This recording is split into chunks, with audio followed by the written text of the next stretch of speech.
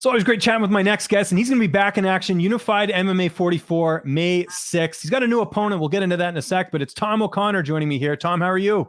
Good. Thank you for having me on, James. How are you? I am awesome. Always good talking to you, man, because you know there's going to be a little hockey talk in here like we usually do, but we haven't seen you in a while. May was the last time you were in action. Any particular reason for the layoff? Why have you been off for so long?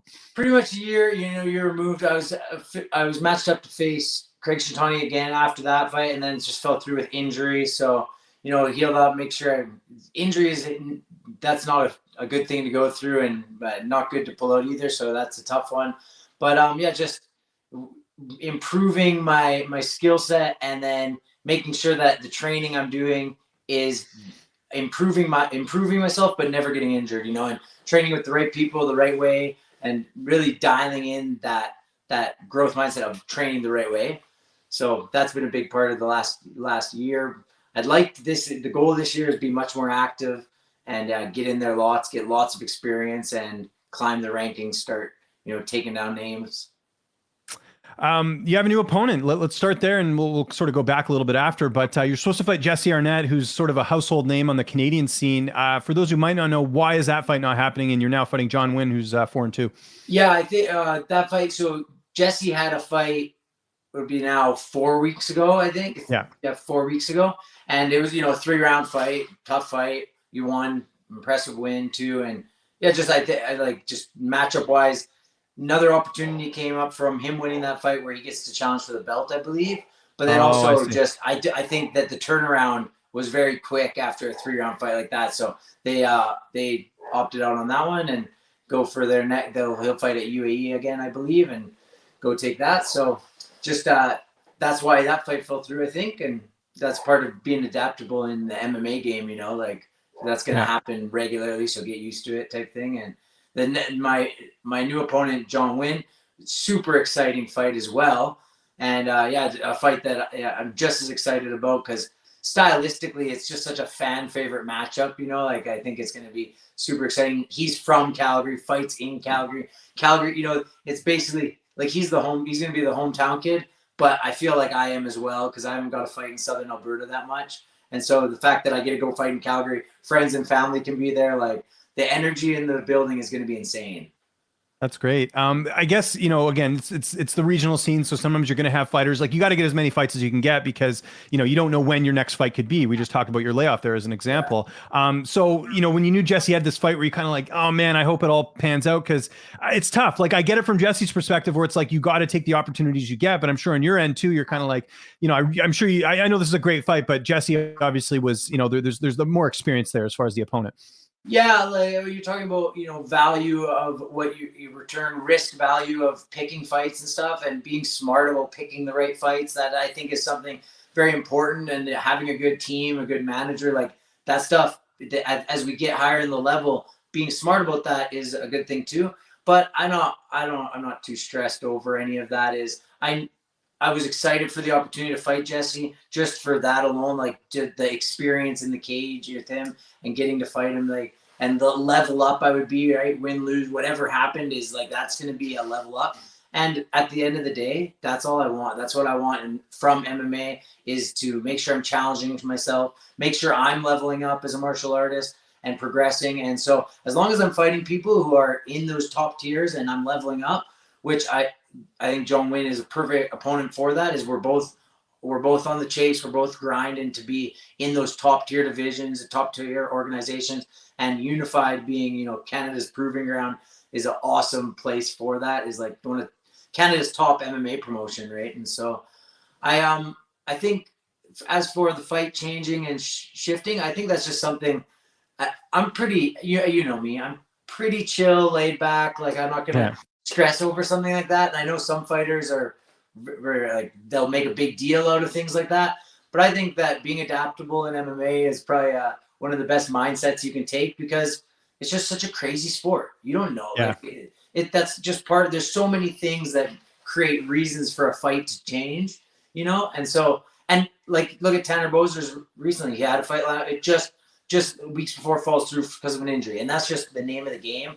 And people will blow it up to be a big deal, or fighters will blow it up to be a big deal, I think, when and I get some of it, the exposure, the media, making a big deal out of it. The more noise you make, sometimes the more of a response you get. So I get that business side, but for me, I have chill attitude and adaptability. I just want to make sure I'm not taking any stupid fights where I'm not fighting someone who I'm going to level up against. I'm not fighting someone who deserves to, if I don't want to lose value in it and be giving away opportunities for nothing, but yeah, this fight is super opportunistic as well. Both of us, like more or less, like I said, both kind of local. If the fight being in Calgary, like it's going to be the energy in the building is going to be electric. It's on Fight Pass. There's tons of value in this fight, and like you said, I want to be more active and fight guys. So it's a great opportunity in that sense too. Quickly want to talk about your last fight. It's never fun to talk about a loss, but I know you've had a lot of time to sort of analyze that fight and kind of look back on it. What did you learn the most from that performance against Robinson? Yeah, I mean, it was just like few things actually in there, like tactically, that I learned. It's just first time facing a real southpaw, someone who has trains there, like the full-time southpaw, and so I felt a little bit off on that. That left hand was coming longer than I thought. He's a long guy too, strong. So just some of those things, like, which is really good, and those lessons were awesome because I haven't got to experience that in the cage, and in the training room, we don't have a ton. That's kind of always the problem facing a southpaw is the orthodox fighters face orthodox fighters 90% of the time, 95% of the time. So you don't get a training in southpaw. Same thing for southpaws. You find a southpaw and they're having trouble fighting a southpaw, right? But it's just you don't get to see that as much. So it was really good to experience that in actual competition and feel usually I like to get right off to a hot start, put the pressure on, and just start to drown them from the starting bell, right? And I felt that first round, the first half of the round, I wasn't forward enough, I wasn't pressuring enough, and just behind that range of his. So that was good. A little bit more on the mentality side of just, taking what's mine, owning my game and putting it out there, like kind of ride or die, live on the shield, type thing is, if I can't get to him, well, that's too bad. I'm going to keep trying no matter what. Versus I was a little hesitant. And so that was a good one just to learn that mentality of, hey, I'm not going to be hesitant again, is I'm employing my game plan. I'm going to be the leader of the dance from the very start. That was great. And then, dude, just getting a fight in a time like that, traveling and going through all that, and leveling up an organization too. Like XFC was, it was very well ran when I was there and treated very well. But the interviews, all these things coming together where, those take away from Fight Camp 2 and getting used to that was really good. And now I level up an organization again, fighting for Unified. So the path is going in the right direction. Now I just need to add the activity, be a little more active, fight a little more, get a little more experience. So that was the big takeaways. Yeah. Okay, that makes sense. And you got paid on that card, right? I don't know if you heard what happened lately with XFC. Okay, that's good. I was paid. I was taken care of really well, actually. Yeah. Okay, good to hear. You're moving back to 145 for this fight. Is this a permanent move? I think if I remember correctly, last time you're kind of like, it's got to be the right fight. So what is sort of your future as far as which weight class you're going to compete in? Yeah, I mean, yeah, I like both, and I think like if there's opportunities at both, then I'll take either, and I'm happy to be either.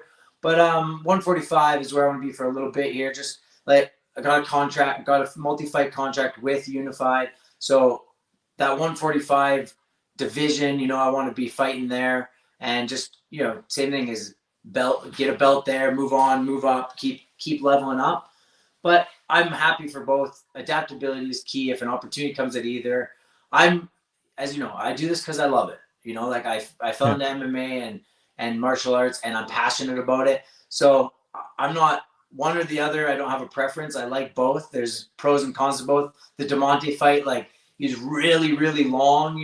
I didn't feel like I was particularly too weak, or I didn't feel like the strength advantage was that big. But I could tell there's lots of moments in the grappling exchanges along the cage where that range and that length of his arm and grips were just same thing, similar to that left hand, a little longer than I expected. And, a fight goes by quick. So like those little moments matter. And I could feel sometimes I'm trying to attack and he's tied up a wrist or things like that. So the challenges that are presented at 155 are different than the challenges presented at 145.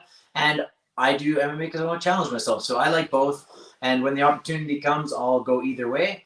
But for now, I want to master 145 and be healthy there, be strong there, and just same activity. I fight a little more actively there, get good at that. How is the cut going? I mean, we have a little bit of time here, but how's all that going? It's going good. I haven't been 145. I haven't fought 145 for a while, so I was gonna say, there's just that natural kind of nervousness of like, what I'm gonna have to go through to do it. But it's going good. I feel really strong, good shape right now. Conditioning is good. So as for where I feel like I'm at, I feel really good. I just don't know for the actual, those last few pounds. You don't know till you're there. You don't know till you're actually getting rid of them and cutting them down. And I haven't been there in a while. But as for the landscape of everything right now, it's all going really good. So positive mindset. Good to hear. Either way.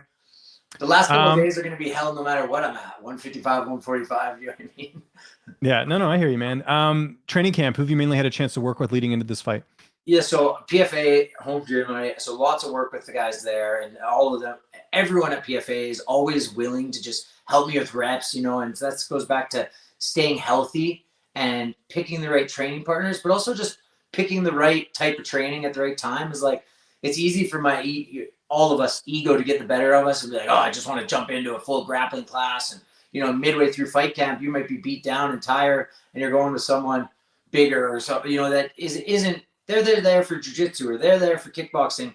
You got to be aware of who you're training with. And as a pro, you got to make sure you check your ego at the door, make sure you're going there to be better. And if that says, hey, I'm not doing this round with you, or we're doing this type of drilling, then that's what has to be done. So PFA has been great. Everyone there. Lots of guys, some of the pros from CMC, like Spencer Rohovy, Tim Tamaki, Majed. I've gotten reps in with Majed, Jordan Mean helping me out. Like those guys, Lee let me come and train there a bit too. Just same thing, reps with more elite MMA fighters, more professionals, and putting in the right reps. And then I've gotten the opportunity to go up to Dynamic a little bit. So I thank them for the work they put in with me. Training with Matt Craigco has been awesome. And those guys there, they're same thing, a really good mindset, that just growth mindset of just come into the gym. Let's make sure, what do we do to get better, right? We can't get hurt. We get better, bottom line. And they have that mindset too. So always improving. So I connected with them really good. And that's been good to get up there and train with those guys. Otherwise, yeah, Brad Wall, Trevor Hardy, they've been a ton helping me out.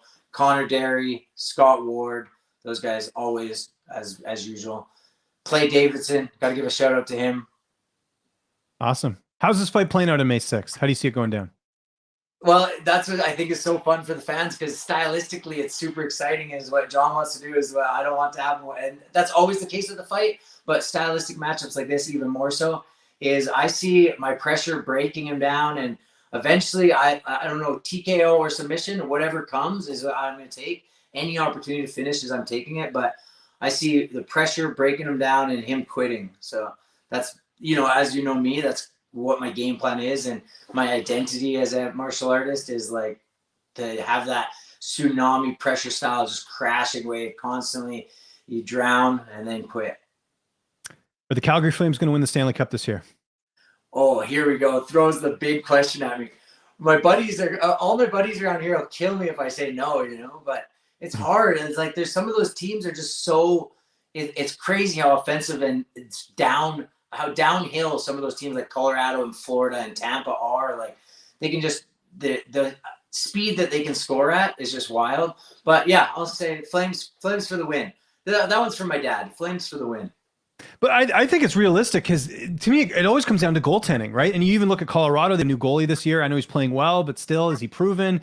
Edmonton's, I know they've been playing better, but Mike Smith, you really want to ride on him for going to the final. And in the playoffs too, right? Like all of that is amplified. Goaltending is that much more important because it's sudden death type layout, right? So yeah, I can see that for sure. And the Flames, if you're talking about depth, like they are really good everywhere. The defensemen have been playing so good.